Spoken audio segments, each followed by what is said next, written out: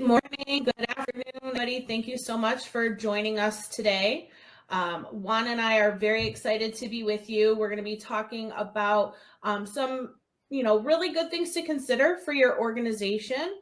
But before we do that, I just figured we would introduce ourselves in case you're unfamiliar with who we are. Juan, do you want to go ahead and introduce yourself?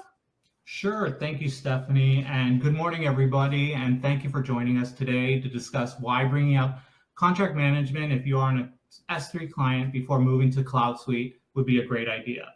A little bit about myself. My name is Juan Menendez, and I'm a senior principal consultant at RPI. I've been at RPI a little over a year now, and I've worked within the healthcare supply chain world for over 35 years. And I've been a consultant primarily in healthcare and the public sector on and off since like 1996. When I did work in healthcare, I was the senior director of supply chain for the surgery, cath lab, and IR departments. I overseen the entire operation of the case card system in surgery, which included two offsite outpatient centers. We approximately had about 20,000 items within our OR item master, and I do want to, there's a reason I bring up that number, and I'll explain why. Surgery was a perpetual inventory department with about 2,500 inventory items. Cath lab and the IR departments, I brought them up on POU department inventory. Also, before I left the organization, we were bringing up contract management prior to moving to the Cloud Suite, which provided a much better process to manage all those item price files. And I will tell you, if we would have had contract management prior to adding these items to the price to the item master, our item master would not have been that large for the OR because most of them would have been just built in contract management as special items. So let me tell you a little bit about myself as my consultant experience. I've been a consultant on and off since 1996, and I've done approximately over 40 Lawson Infor implementations throughout the country in many different facets. In the last 6 years or so, I've been able to implement contract management in multiple facilities, either with S3 clients or clients that are going to be implementing the Cloud Suite operation. So that's just a little bit about myself. So Stephanie, if you want to. A whole lot of experience. Just a little. Just a little. My background's a little bit different, although I have been working in supply chain in some capacity for about the last 14 years. I actually started my supply chain journey in custom manufacturing. As a buyer, I was a sourcing manager. I was responsible for semi-annual inventory counts, shipping, receiving, logistics, and I did all of that from about 2009 to 2016, of which when I transitioned into healthcare. So I went from custom manufacturing into healthcare as a contract manager. I also was a senior contract manager with the organization. And then prior to my departure and joining RPI, I was the systems application administrator. From there, transitioned into consulting, where I've been, working with the RPI teams for a little over 4 years now. While I don't have 40 implementations under my belt, I have completed 3 full Cloud Suite implementations. And really, my excitement for contract management really started when I was working in healthcare. I learned a lot from working at that organization, a lot about how to process or manage contracts, as well as what not to do. So I'm really fortunate I was able to kind of bring that personal experience from a functional user perspective. And, I try to apply that to my consulting into my projects. So, my approach really is supporting my clients to help get them the max out of the system that they can as far as functionality is concerned, while also really focusing on process improvements. And contract management is really one of those applications or solutions within the Infor system that some clients are intimidated by. They don't really understand it. So we're excited to share some information with you today. So why are we here? Juan kind of mentioned it. We wanted to take this as an opportunity to discuss for our current Infor users why in healthcare and maybe even public sector organizations should prioritize the implementation of Infor contract management, especially if you've delayed your Cloud Suite implementation. But we're speaking in terms specifically of prior to versions of Infor Lawson, so version 10 and earlier. So today we're going to focus on the following couple of questions really to get our conversation going. Why is contract management a great starting point prior to your Cloud Suite migration? What are the risks associated with foregoing the contract management solution? So how can Infor contract management save your company money? We'll talk about how we can mitigate some risks and even the impact to strengthening those vendor relationships. So our goal today is to give our audience really something to consider and think about for your organization. Just how can we take what we have today, make it better, maybe enhance some of the system functionality prior to moving into Cloud Suite. So, oftentimes when we work with our clients, when we're providing them with a recommendation, we talk about impact and risk. And really that's how we're going to break it down today. So I know, Juan, I want to kind of get us started with talking about impact. And so we'll just kind of see, and discuss why is contract management a good place to start? Sure. Thanks, Stephanie. And like Stephanie mentioned, what are some of the impacts of implementing contract management prior to migrating to the Cloud Suite operation? I think by experience, by implementing contract management as a precursor to upgrading to FSM Cloud Suite solutions, organizations can establish a solid foundation for effective contract management. Financial controls on spending. What are your spends? Those are big ones. Discounts, rebates, and properly tracking your cost per contract. Excuse me. And several different supply chain organization optimizations, such as a more efficient way to monitor and manage your price files, which has a tremendous effect downstream within the supply chain operation. Yeah, I think it's also, sorry, go ahead. No, it's okay, go ahead. I was just going to add, I think, just to kind of counteract, it's like the integration helps those organizations to put a primary focus on contracts because they do place such a pivotal role in the organization's overall finance, in their supply management strategy, and all of those things that I know we're going to talk about are just going to help folks be led to better decision making and operational efficiencies. I totally agree. And I remember the first time that I brought up contract management and actually learning it for the first time. And I thought that, at first it's overwhelming because like what you said earlier, people get a little intimidated because the application is very large. But, if you start off with the right perspective and you start off with the right goal, meaning that, you're going to implement, just your repository of contracts and then you build upon it. So it depends which way you want to go. But I got to tell you, just the matter of fact that you have your contracts in a repository, you're able to update your costs, which has the downturn effect of, like buyer messages and subsystems and things of that nature, rebates, and expiration dates.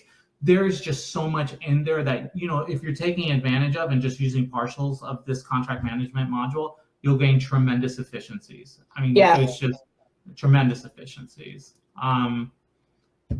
Stephanie, the implementation impact for those clients on Infor existing contract management solution, the impact to go to Cloud Suite implementation will be much less than if contract management wasn't in place. And I got to tell you this from experience, because clients that are currently S3 clients that are moving to Cloud Suite, it's a whole different application. I've been using Infor, S3 since 1996. I go way back.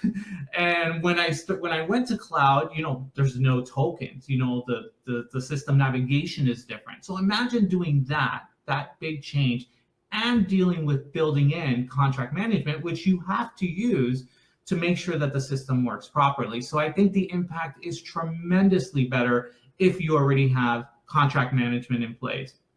To me, this is the biggest impact, because implementation of upgrading to Cloud Suite is a very big change to the end user experience. I can't stress this more. I wish that I would have had that opportunity when I was a director in the hospital, that we would have had contract management live and available to us. But we didn't. And like I said, our item master was very, very large because we were moving non-stocks over to subsystems. And with contract management, you technically don't have to build it in the item master. So, and we'll talk about that a little later. But to me, that was the biggest impact. It'll also be less difficult and allow your organization to focus on the FSM enhancements rather than building the system from scratch. That's a huge one, because really if you haven't built it in, you're going to have to build it from scratch. Your organization will be able to focus on improvements rather than spending most of the time just building the system, because there's so much to do when you're moving to cloud and then you have to build out contract management. You're going to be busy the entire time. And enhancements such as active contract processing, change orders, IDM documentation management, and etc. These are very important factors when considering, having contract management prior to moving to the cloud, because you can gain those efficiencies once you do move to the cloud and enhance it even more. I honestly, I couldn't stress that more. It really makes a big impact. Wouldn't you say so? Absolutely. I think also, when I think in terms of impact, I recently brought a client live. They were a version 10 user. They were a public sector client, and they didn't have the contract management solution in place prior to their implementation and their upgrade to cloud. And one of the things that we focused so heavily on is processing. How are we processing these contracts? Yep. So you have the project itself, which focused on all of the other changes, but we really then spent a large portion of our time outlining what those processes look like. So if you have the opportunity to implement contract management beforehand, your organization's going to have processing in place already, right? So that's going to allow you to look at what additional processing efficiencies can you leverage, like contract approvals, taking advantage of, Infor's process automation. So, typically when we bring a client live into Cloud Suite from prior versions of Infor S3, we see a very vanilla implementation or functionality of contract management, because as we've mentioned, there's so much functionality that if you take off, like bite more off than you can chew, it just becomes overwhelming. So you kind of really have to strip it back. Exactly. But if you have it in place ahead of time, then you can really dig in and take advantage of some of those. They're not extras, but they happen to be extras for clients who may, otherwise start off very vanilla.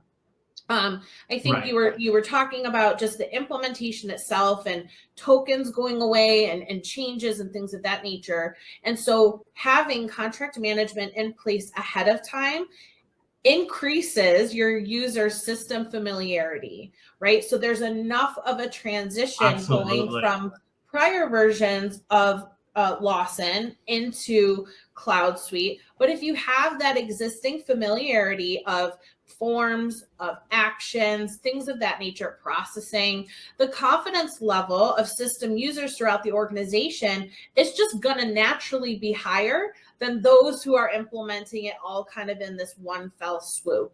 There's different things, even semantics, right? Like a lot of my clients get hung up on terminology that they're just not accustomed to using in their day-to-day. And so that takes some time. There's a learning curve with that. So that's one of the things I can't stress enough is walking into it, having an understanding of how it functions, what things are called, where to locate them, because that within itself from version 10 to Cloud Suite really doesn't change all that much in terms of contract management. And I definitely think that that's one thing that when you get into your implementation project, whether it be, your various testing cycles, you'll be surprised at how that system familiarity is going to also help to raise your end user acceptance of the new system, because there's going to be change. We know how people are with change, and they're going to be more prone to buying into that change and then focusing on processing and increased efficiencies. So for me, I totally agree with you at this.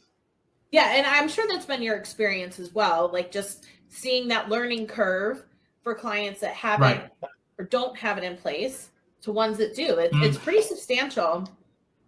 That's probably the biggest one, because I will tell you, again, I've been using the system a long time, and I remember going to cloud for the first time and I was like, oh my God, there's no tokens. How do I navigate this thing? I mean, it was not difficult, but it was a learning curve for myself to learn the system, because I was so used to using the prior system. And thank God I already had that contract management experience and be exposed to it, to where when I went to cloud myself, it was just an easier transition to move into that realm. And I will say, if you do move to cloud and you have contract management in place, your cloud suite implementation is not going to take as long on the supply chain side per se to getting it done and implementing it correctly. Really yeah, it definitely can control your time. I won't say it might decrease it, but it will definitely not expand the time frame of your implementation because you already have it in place and you're already familiar with the system. Like Stephanie said, it just makes so much sense to do it this way. I highly recommend it. I really do. So we talked about kind of breaking our conversation down today into impact. And now I want to transition us into risks because there's risks associated with everything we do. But we're going to kind of talk about what are the risks associated with not implementing Contract Manager prior to your Cloud Suite implementation. So tell me about a couple of risks that you've identified as, maybe your top risks. Sure. Yes, I totally believe there are definitely risks, Stephanie. I think the amount of time wasted on resources spent on manual contract processes, that is like you go into organizations and people can have, contracts in a file cabinet. They can have them on a shared drive. They're all over the place. They don't know what the expiration dates are. It's all over the board. So I think really controlling, having that's a risk, because contracts expire, you're not updating your costs correctly, those things, the difficulty of locating and accessing those contracts. Does everybody have access to them? The people that should have access within the supply chain team. I think that those are really, which lead to delays. Again, I go back to, if you're not updating your costs, the trickle-down effect is you're getting buyer messages. Some of my real life examples, and I'll tell you that, is the control of the buyer message because nobody loves them. Okay, let's be real. There's not a process for myself. There's not a process I don't like more than dealing with buyer messages. And the example would be, obviously, if the wrong price is pulling it into the rec and then going to the PO because the cost isn't correct, because it hasn't been updated, because who knows where this new contract is, and that file hasn't been updated in the system, then you're having wrong prices, which in effect gives the buyers more work to do because they're having to manage, and AP also, they're having to manage those buyer messages, which could delay payments to the vendors and, the trickle down effect of doing that. I think that in itself, if you have that cleaned up, even 60% on some clients, the decrease in your workload is tremendous. I've had clients where, they spend hours dealing with buyer messages just on the supply chain side, and let's not even talk about the invoice side, which they also have to deal with it, on their end. Delayed payments. Why are you going to delay payments? You have a system that can run this entire thing for you. Updating those costs should be always a priority because I tell you, less buyer messages is always better. Wouldn't you agree, Stephanie? I think that is one of the biggest things, Absolutely. Absolutely. And I think one of the things which is a risk, of not doing it, and like I mentioned earlier, like item master files, there are large item master files, and the reason is, we're feeding now a lot of days these subsystems like Epic, Optime, Cupid, and Radiant within interventional radiology and the cath lab. So, for example, you don't have to build items in the item master. You could build items within contract management and pass contract management as special type items into these subsystems and not have to manage them on the item master side if you don't want to. This would pertain to your bill onlys, your bill and replace, even if it's regular type items that you may not want to build. I actually dealt with this with a previous client, which at first when they said, well, we don't want to build out our item master, we want everything to be, except for inventory items, we want everything to be within contract management. And I thought, okay, how's this going to work? But guess what? It did work because we were able to load the GTINs to this client within contract management. We passed that information over into Epic because this was an Epic client. So in Optime, when the clinician had the item in front of her, instead of having to remove the stickers from her implant, put them on the implant log, she scanned it on the record, it scanned the product on the case, and that requisition went through, that demand went through and created the requisition through the approval process, which then created the purchase order for those bill onlys and bill and replaces. And it worked amazing. And they didn't have to maintain the item master. So that's an impact, because when you do have to maintain a large item master, that's a lot of work, you know. I'm a firm believer in the item master. I think anything in inventory and many non-stocks probably should be in the item master, but I do believe like large price files from, from your your orthopedic vendors or your neuro vendors. These are large files that, well, why do I want to load those into my item master? You can just upload them into contract management and pass them through, and it works amazing. So that to me is an impact, and that's why I had brought up those 20,000 items from my previous job. I got to tell you, probably 15,000 of those I wouldn't have added to the item master. My item master would have been about 5,000 items, and everything else would have been in contract management, and we would have passed it that way. And it's much easier to manage that way. Yeah. And it worked. And again, we loaded it with the G10 information, with the barcode, and they were able to barcode the items. And for a clinician not to have to search for items is tremendous. I mean, because it really is. It's what's the downstream effect of doing this type of implementation. So those are two things of impact that I really think about. Yeah, I was gonna say, because there's a lot there. And just to kind of summarize, what I'm hearing is when you're talking about wasted time and resources, you're not just focusing on the wasted time and resources in supply chain management. You touched upon inventory, you touched upon the clinical side of, your clients, you touched upon AP. So when you say downstream impact, I'm interpreting that example from your experiences, the cost of not implementing contract management impacts so many other departments outside of just supply chain. And I think that may be something that, our clients are unaware of. I think if you kind of take a step back and you're just thinking, okay, just supply chain, because that's your role and responsibility, sometimes it's difficult to see what positive or again, what negative impact it could have downstream.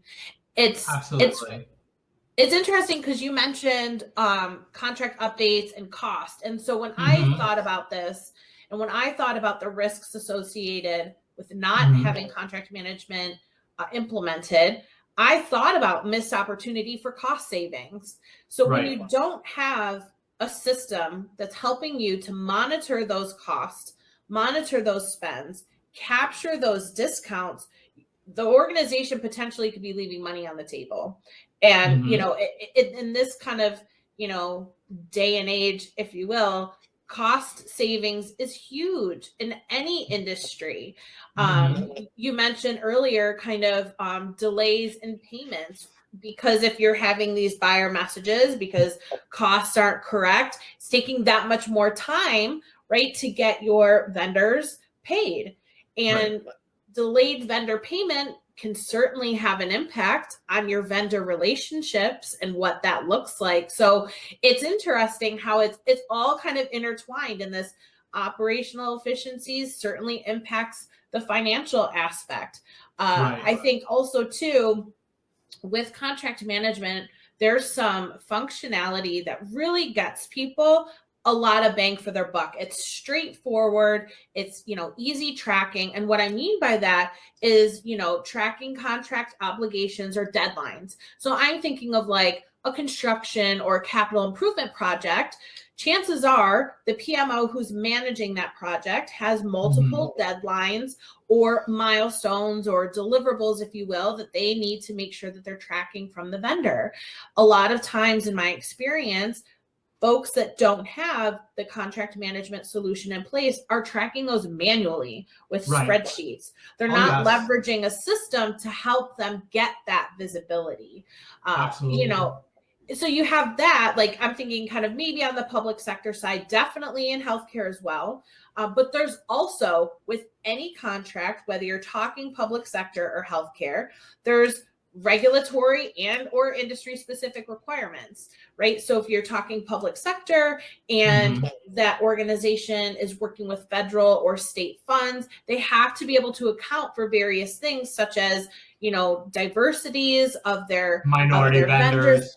Exactly. Yeah. And so having contract management in place helps the tracking of all of that, which could essentially when you get a call from an auditor that says, hey, I need to know this contract or these series of contracts, what's your minority reporting for your suppliers off of that? And you're scrambling, going to this spreadsheet, that spreadsheet, this spreadsheet, or this file cabinet, whatever it might be. It just, again, while it's a compliance risk, it's also an operational inefficiency. You know what I mean? Exactly. So they definitely tie together. And tying back to that, that's easy to implement within contract management. Yes, tagging these vendors as minority vendors or whatever you want to classify them. This is not rocket science. This is just built in the application, and basic system functionality. Basic, and it really will help your efficiencies, like what Stephanie just mentioned. There's just so much in there that could really, even if you use a small portion of it, will help your efficiency within the organization itself. I couldn't agree more.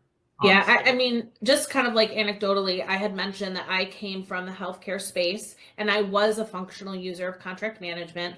When I joined that organization, they hadn't been on the application very long. So when I say vanilla, if there was something less than vanilla, that's how we were using it because we just didn't know.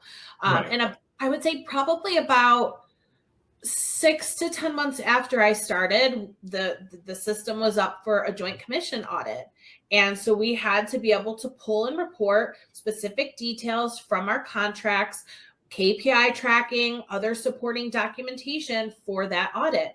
Now, we didn't have a process in place at the time, and leadership was able to very quickly put a process in place.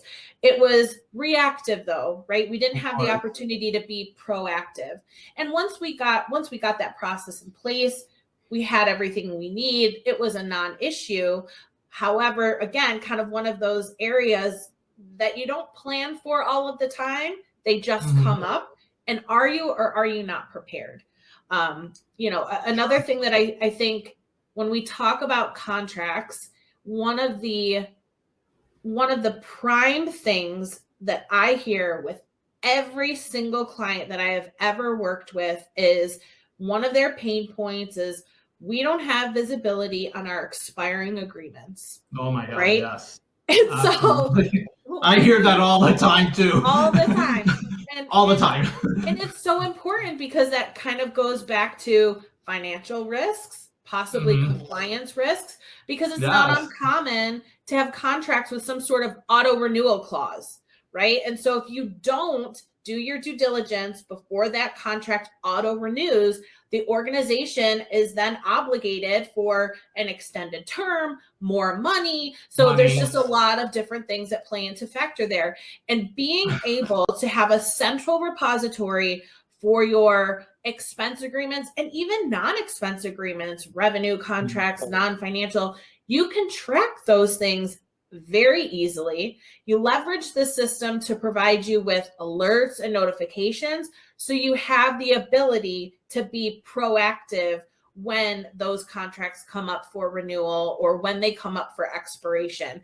It's like one of the quickest and easiest things to be able to say, oh, that's a pain point. Don't worry, I've got you covered. We've got this list. We've got this report. Exactly. We've got these notifications. And so that definitely can be a quick win. However, not tracked opens the organization up for, I would say, probably a pretty significant risk. I'll tell you, to piggyback off what you just said, and I reminded of something. I had a client where this individual, she would put the expiration dates in her Outlook calendar for certain contracts because she couldn't remember. So she would give herself reminders of when I'm like, because the contracts were in Excel. And so I'm like, that's how you remember? And she goes, that's the only way that I can figure it out. And then eventually they moved to contract management, but we were actually pulling those expiration dates from Outlook calendar for these particular contracts. So having it in the system, like what you said, and being able to report on that and being notified that, hey, this is coming up, I think it's just, it's a no-brainer when it comes to expiration dates. I completely agree with you. That is one of the biggest issues that a lot of clients do have. I agree. And I think we could probably name another right off the cuff, 3 to 5 other risks, right? But just kind of summarizing the risks that we have highlighted as not implementing contract management really stress the importance of how that solution can streamline process, how it can improve compliance, how it can increase the organization or enhance financial performance, mitigate legal and even operational challenges. And that's just essentially two risks: operational efficiencies, finance, and compliance. You know what I mean? So I think That's that enough.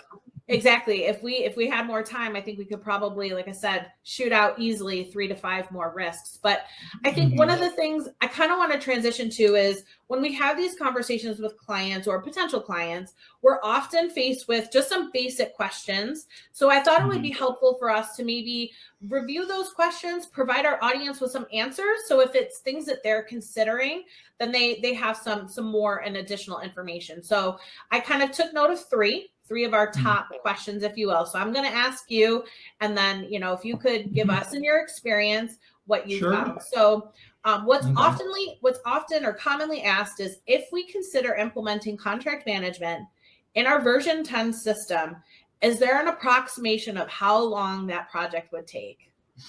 That's a good question, and it's usually the first one some of those clients ask us, is time. Because obviously they want to know what that commitment's going to be, and I think it really depends on the overall objective of the project.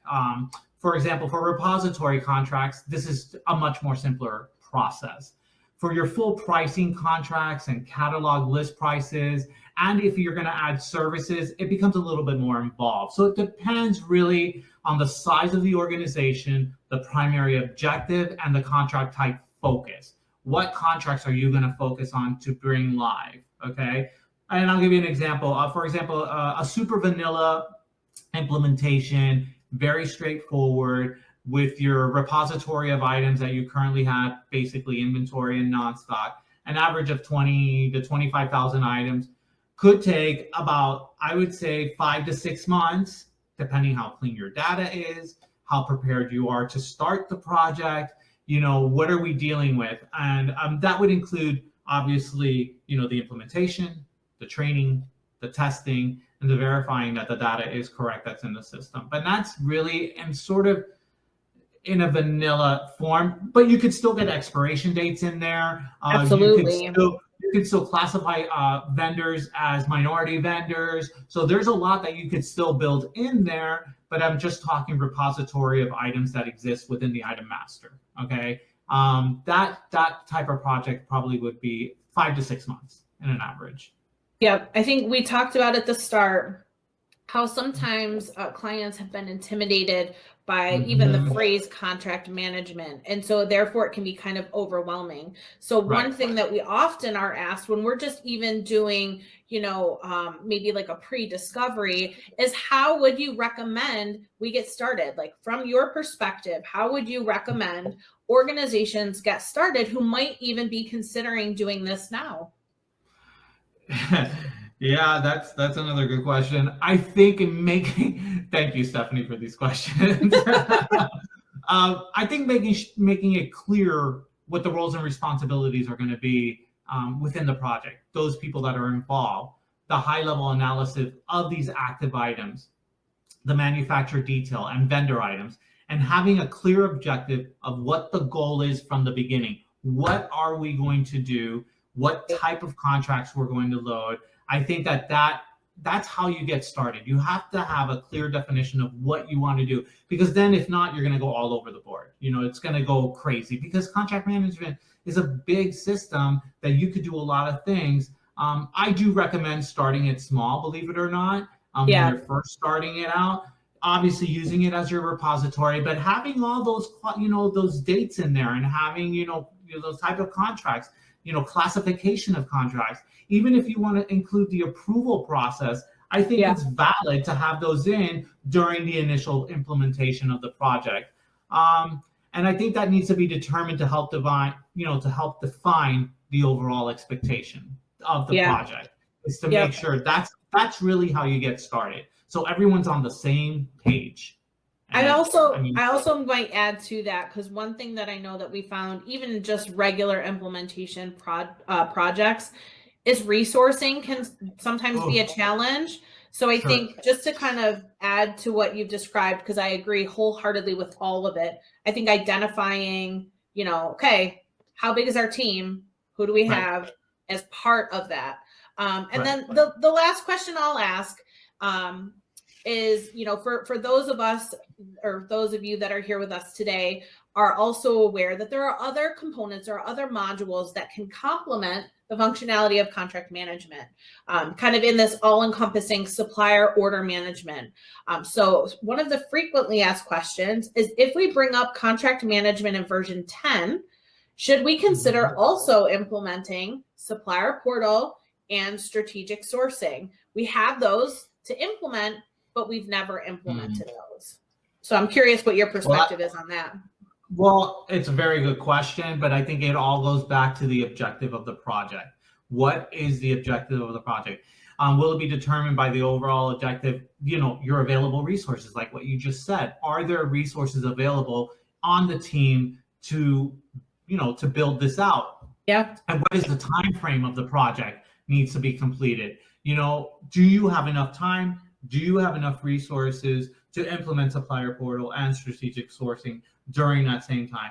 Now, do I think it's a good idea to do it prior to moving to Cloud Suite? Absolutely. I think that also alleviates that move to Cloud Suite, that, hey, this is already up and running. We don't need to really worry about it, because like you said, it doesn't change much. So having that, already done does help. But you do need the time and you do need the resources in place. But let's say, for example, you don't go to Cloud Suite let's say you don't go for 2 years. Okay. You decide, you're going to implement it within 2 years from, let's say, today. You could do contract management first, go live on it, give yourself a reprieve, and then do a second phase of strategic sourcing and supplier portal prior to going to cloud. You bring up contract first and then sourcing and supplier portal at the same time. You could do it that way, and then you go to Cloud Suite. So I think it just lessens the impact during that Cloud Suite implementation. And I think it's just prioritizing the needs of the organization will give you the answer. If the organization really wants to do that, then that's something that you're going to have to consider. But again, it goes back to time and resources. But I do think it is a good idea to do it prior to your Cloud Suite implementation, if possible. If not, then I'm just trying to think of all the impacts of those, because the first question, timing, everybody asks about timing. How long is this going to take to implement? And you're right. I remember going back to when I first learned contract management, I was like, oh my God, how am I ever going to bring this live? And I had been working on the Infor Lawson world for, God, at that point, quite a number of years, almost 20 years, I think. And then they bring up this contract management. I was like, wow, this was quite impactful. But because during training, they train, you're trained on everything. But again, I think bringing it up in smaller doses with a goal in mind that this is the end game, I think is very important. I really do. Well, I appreciate that's how you. I would do it. Yeah, I appreciate you. I, put you on the spot a little bit. So thanks for kind of rolling with it. So I know good answers. You and I could probably chit chat about this all day, but I think we're kind of towards the end of our time here. So I just kind of wanted to bring us home and wrap it up, because we did cover a lot. I think overall, our primary, areas that we hit were how enforced contract management can save the organization money, right? By optimizing terms for your contracts, those cost savings realized, improving compliance. We didn't even talk about this one, but maybe even facilitating early payment discounts. We've also addressed how the risk associated is pretty significant of not implementing it. And so we kind of talked about some ways to mitigate those risks and ensuring contract clarity, helping to monitor the compliance, and additionally, we talked a little bit about strengthening vendor relationships through improved communication. And really that kind of went back to that, delayed payments aspect, right? You want to maintain your vendor relationships with those that you are in business with. So there's just so much benefit to doing it. We've got, between the two of us, oh gosh, like 40 plus years of experience. So, I would, but I just would like to encourage our viewers. Also, I want to thank our folks for attending today. But if you have any questions regarding the topics that Juan and I have discussed today, or maybe you want to learn more about how we can help you and your organization with its Cloud Suite implementation needs or version 10 enhancement needs, please reach out to us at rpic.com. I'll also encourage you to stay tuned to our LinkedIn page, where we post regular updates and announcements regarding some of our other areas of training and knowledge for our clients with finance, supply management, Cloud Suite boot camps as well. I know that's one that's been pretty hot. We've had a large number of respondents and participants in that, so it's been exciting. This was cool. This was fun. I had a good time. Yeah. Thanks for just kind of kicking it up with me this morning. I appreciate it. We're always kicking it up. And going back to that boot camp, look up for those boot camps. Like Stephanie said, she did an amazing one recently. So those that are interested, look for future ones, because she's incredible with those. So I keep telling her she should be a trainer, because I think that's really right up her alley. And really thank you everybody for listening to us, and hopefully you gained some some knowledge from what we're talking about. And again, if you want to reach out to us, you know how to reach us. And it's not just me and Stephanie that have the experience. There are many of us within the RPI realm that have a lot of healthcare and public sector experience within supply chain and the other modules as well. You're more than welcome to reach out to us. Thank you very, very much for the time today. And thank you, Stephanie, for another kiki moment. Of course. Have a great day. We'll talk soon. All right. Bye-bye. Bye-bye.